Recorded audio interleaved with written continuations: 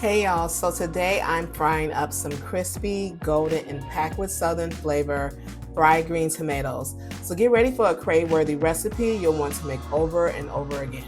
If you already subscribed to this channel, thank you and welcome back. But if you haven't subscribed to this channel, don't forget to click the subscribe button and then tap the bell so that you don't miss any of my recipes. So let's dive into how you're going to make the best fried green tomatoes from scratch. First, you're going to need some unripened green tomatoes. I'm using 2 tomatoes and I'm going to slice them into like 8 to 10 slices.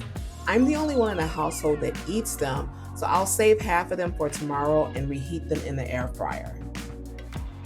The next step is to sprinkle them with some all-purpose seasoning. I'm going to be using the Kinder's grilled veggie seasoning. I really like the flavor on these. You can purchase them online.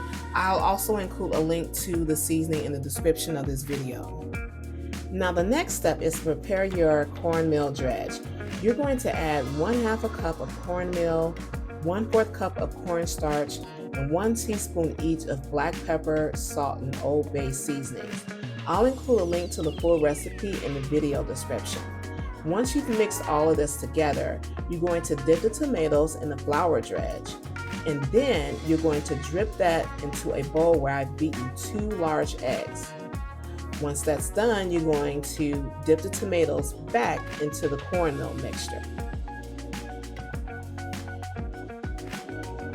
You're going to repeat these steps until you have coated all the tomatoes. The next step is to fry the tomatoes. In my pan is canola oil, and I have the stove set to medium-high heat.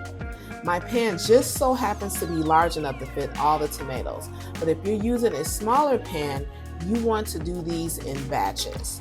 So first, again, you're going to cook the tomatoes for about 1 to 2 minutes or until they're golden brown.